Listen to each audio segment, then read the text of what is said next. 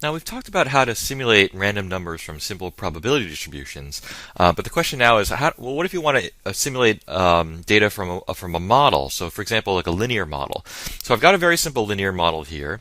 It has a single predictor x, and it's going to have random noise, what I call epsilon, that has a normal distribution with standard deviation 2. The outcome is going to be generated with using these two regression coefficients. I've got an intercept beta naught and a slope beta 1.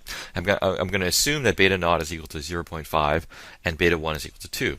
So the question is, how do I simulate from this model now that I've specified what it is?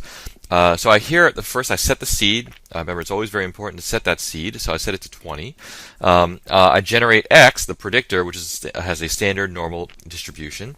I generate epsilon, which is going to have a standard normal distribution with mean 0 and standard deviation 2. And then I'm going to add them all together after multiplying the regression coefficients to generate my y. And so from the summary here, you can see that y has roughly a mean of 0.68. And it ranges from about -6 to +6. And then I can plot the data to see what they look like. And here they are on the next slide. So this is the plot of the x that I simulated and the y that I simulated from the linear model. And you can see that they very clearly have a linear relationship that follows the model that we specified. So just a slight variation of the previous example. What if x is instead of x being a normal random variable, what if x is a binary random variable? So remember, maybe it represents gender, or maybe some treatment versus control, or something like that. So here, that's very simple. I can generate binary data using the binomial distribution and the R-binom function. So I set the seed again, and I generate 100 binomial random variables, and these are going to have this comes from the binomial distribution, which is n equal to 1 and p equal to half. So the probability of 1 is going to be equal to 0.5.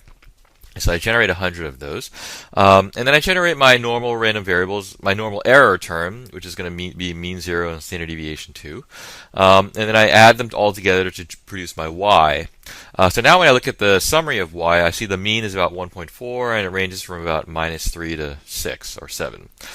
So when I plot the data, of course, they'll look very different, because the x variable is binary, but the y variable is still continuous. It's normal. So here you can see that there appears to be a pretty clear, again, linear trend between going from x equal to 0 and x equal to 1. Now suppose we want to simulate from a slightly more complicated model, a generalized linear model, perhaps with a Poisson distribution. And so, for example, we might want to simulate some outcome data that are count variables instead of continuous variables. So we have to use a slightly more complicated approach to do this, in particular because the error distribution is not going to be normal. It's going to be a Poisson distribution. And so let's assume that the outcome y has a Poisson distribution with mean mu, and that the log of mu follows a linear model with the intercept beta naught and a slope beta 1. So x is going to be one of our predictors. So let's assume that beta naught is 0.5 and beta 1 is 0.3. So how do we simulate from this model to get our Poisson data?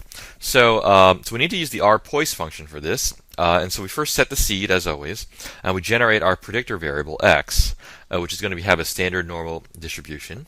Then we're going to generate our linear predictor log of mu, which is just adding the slope and the intercept and the slope coefficient times x. So that's the log of our linear predictor, but in order to get the mean for our Poisson random variable, we need to exponentiate that. So we simulate 100 of these Poisson random variables using the R-Poise function, and we give it the exponential of our log mean. So when we summarize this, you'll see that the mean is about 1.5, and it ranges between 0 and 6. When I plot this data, you'll see that they look like Poisson data, and that there's clearly a linear relationship between x and y. As x increases, the count for y generally gets larger, but the data are still count variables here.